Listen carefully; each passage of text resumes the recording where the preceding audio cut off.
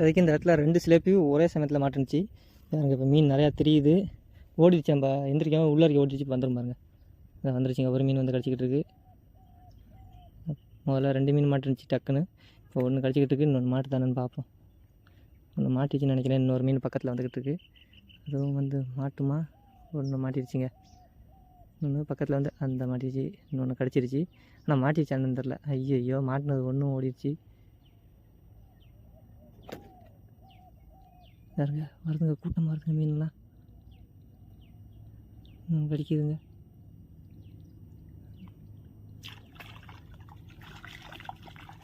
மாட்டிருச்சுங்க 2 மீன். ஐயோ செடிக்குள்ள மாட்டிருச்சு. மொசம் மசிக்கிட்ட.